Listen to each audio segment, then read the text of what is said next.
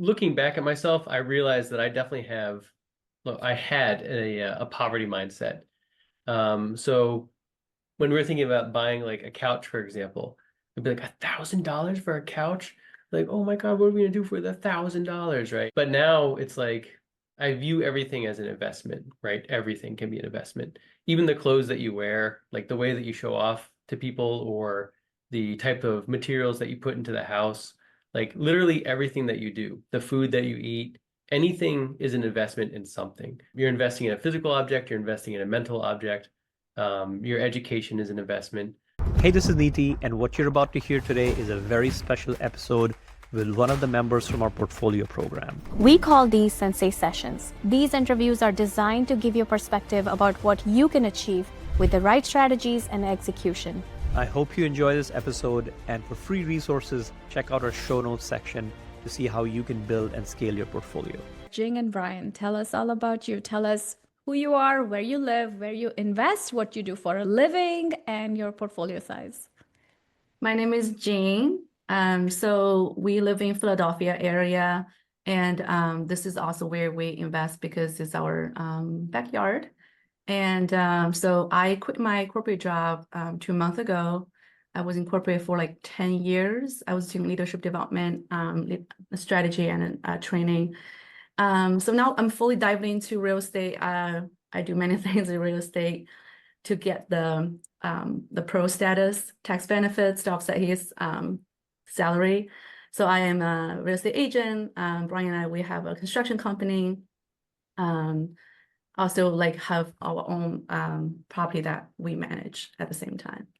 And then toss to you. Yeah, so I am unfortunately still a W-2 worker. I have a very long, important sounding title, but it's not very interesting at all. So I just sit at a desk all day and like read legal documents and do Excel sheets, and I can't wait to get out of there. So yeah, Jing and I, we love living in Philadelphia. We love investing in Philadelphia. It's basically like a gold mine. There's so many properties available, and it's super easy to burr here. So yeah, that's about us. Our portfolio, Jing, you want to tell them? So we have 10 doors, and our portfolio is about 1.8 million at this point. Amazing. We have one flip, and the rest of them are rentals. Awesome. Fantastic. If you look back at when you were just thinking about real estate investing versus today, how has it changed you? So for me, I think it's about stay committed and taking actions. Because I started Rich Dad Poor Dad 15 years ago, and no actions being taken. And Brian and I, we actually started a real estate investing journey, I would say like 6 years ago, but I was on the fence. I was like, I don't think this is like a real thing. I don't think we're gonna do this for real, until I found Palak and Niti interviewed on Bigger Pockets. I was like, Palak had 2 kids. I do too. She lives in Philadelphia. I do too. She's doing this. I think I have courage to do it. Jump off the train and doing it. And a lot of calls are from my children as well. So I think it's because Palak has been so inspirational about her journey. And then I found this community. Everyone is so like-minded, a lot of like corporate people in here. We share the same concern, worry, the same purpose. I just feel like it's like a home, even if we're all virtual and we're holding each other's hands, we're supporting each other. And that keeps me going, gives me a lot of courage and a reason like I can do this full time. And this is a serious business. Like every weekend Niti's call, and every Wednesday Palak's call, like I feel like glued us together. Like I don't feel like I'm straying away. If I'm straying away, I remember there's a Wednesday call, I come back and like stay connected with my tribe. So I really, really love this community. How about you? What about you, Brian? How have you changed? How do I follow up that? I'd say the biggest change for me is about like reframing how I think about things. The open spaces in the program in general have done a really good job of like making me think like, okay, real estate is big and scary, right? There's a lot of things involved. There's physical aspects, contractors, there's financial aspects like calculating interest rates and like how much is it the cost, carrying costs. There's legal aspects. There's so many different parts of real estate. And at first it's like so big and scary. But part of the reframe that we had was let's just do it all ourselves, right? Like why go out and pay a contractor? Like we can just become the contractor, right? Like why do we have to, learn about all of this stuff? We can just pay somebody to teach us and then we can do it too, right? So I think that's the big thing for me is like the reframing. I love that. Awesome. As you think about your next level that you're at right now, has it led to the shedding of some of the things that maybe you grew up with, some of the things that you were trained to do or think? Are there cycles that you have broken without even trying to? I was a type A personality. So, but doing real estate, things change all the time, right? The vendors and the market, it's volatile. Everything's changing. Every day it's changing. In the beginning, I was not comfortable. It was very scary.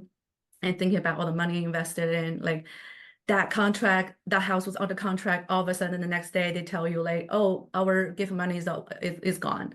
That whole day, I can be like really, upset. So now learn how to be comfortable with that. Like what helped me is like be consistent because coming back to our community, up to the call, because Palak is so good at like center us in terms of our mindset. I think the mindset is really important in real estate investment journey. Once we have that, I think I'm more comfortable and confident to adjust myself into like so many external changes that I cannot control and trusting the process. And like every first week, Palak does this like mindset and spiritual like affirmation. Yeah. So that helps me to remind myself I'm at the perfect time. I'm not too fast or too slow, that one. I think that's a big shift for me. How about you, Brian? Yeah, so for me, I grew up in a very traditional American family, I would say. Not too much money, like a little bit lower on the lower income side.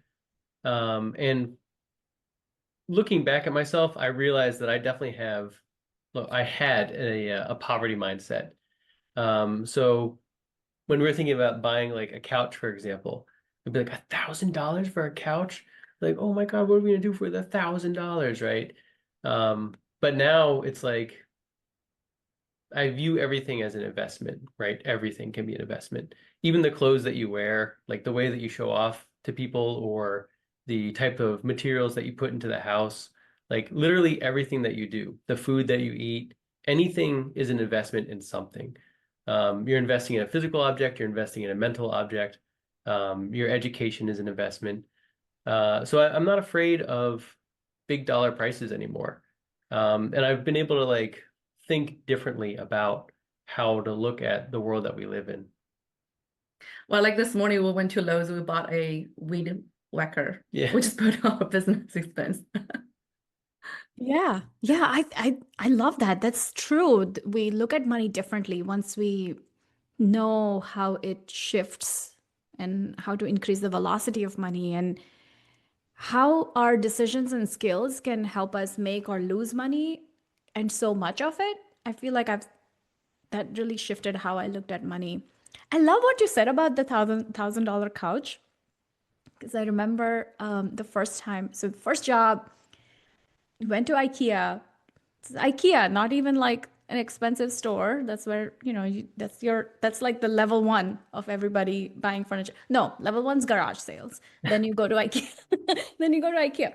So first job, went to IKEA, went all over. You know how like you put all the stuff in the cart based on what they tell you, like this set needs all these things. So you go around and I was standing in the line 20 years ago, standing in line to check out, and I started hyperventilating because I started adding it up and I was like, this is going to be $500. I never spent $500 in one shot.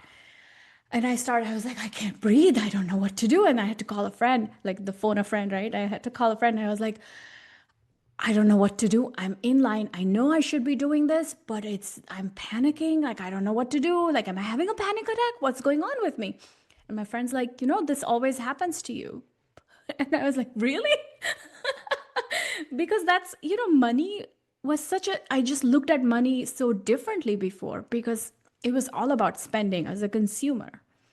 And now that you're an investor, you look at money very differently. I'd love to know when you first started investing and you were narrowing down your neighborhood and you were trying to build a team.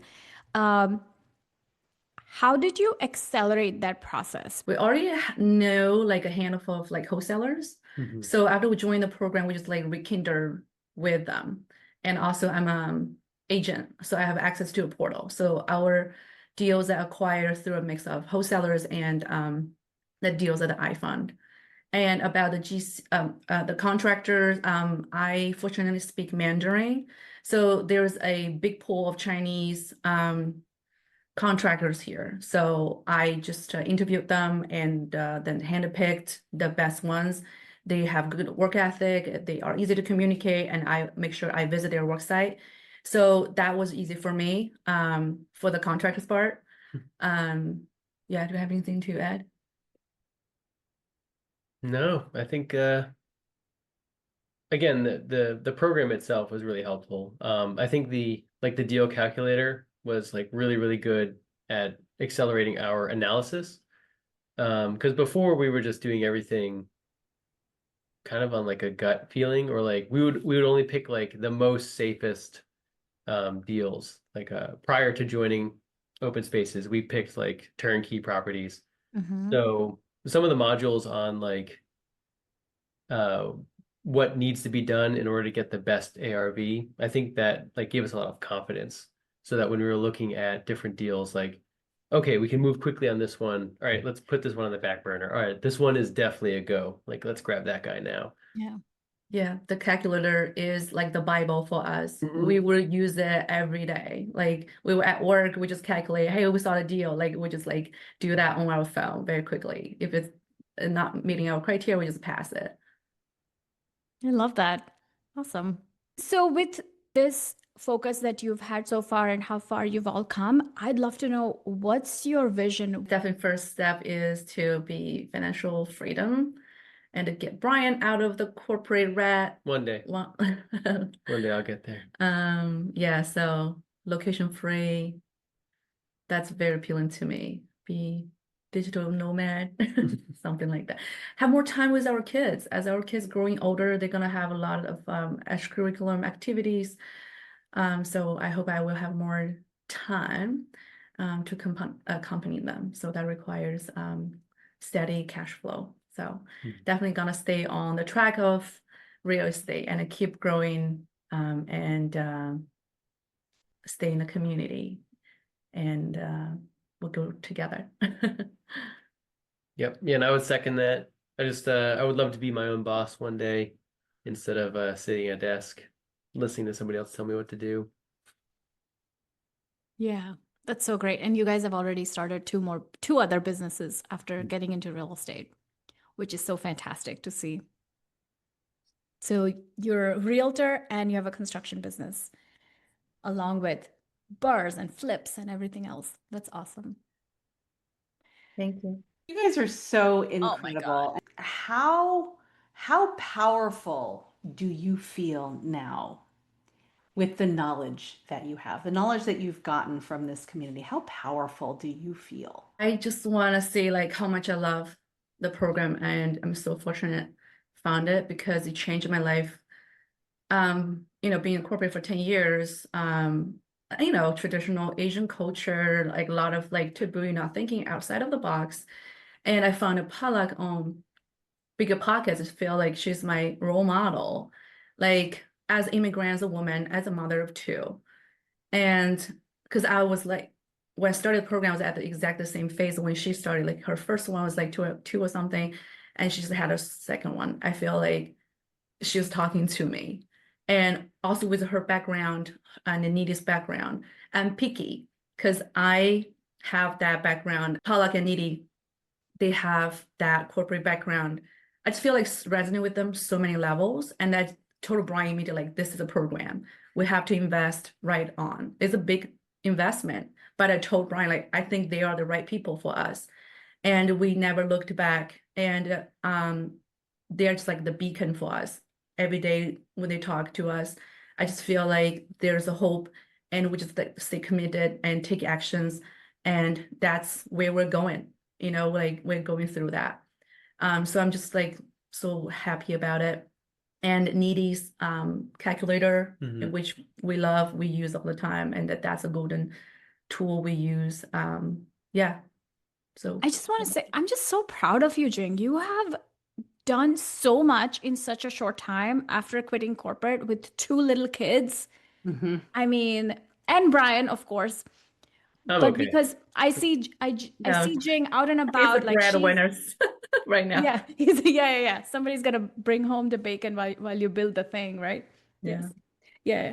No, but I mean, so many shifts have had to be made to be able to do this. So both of you, I'm just proud of both of you, and everybody I would've here, done proud of this all of or you. even thought about it because of Palak. You started, and then you were sharing your journey and a story. So Yeah, I think that you really actually made a really good point in the sense that yes, we all come from the corporate background, and I wouldn't say any of us were broke. Like that's not something we were struggling with, but because we all come from a corporate background and with like a steady paycheck, we struggle with other mindset issues and other things that we would have had to work on. And so doing it in a community that has the same kind of people really helps, because then you can run ideas by each other and like, this is stopping me.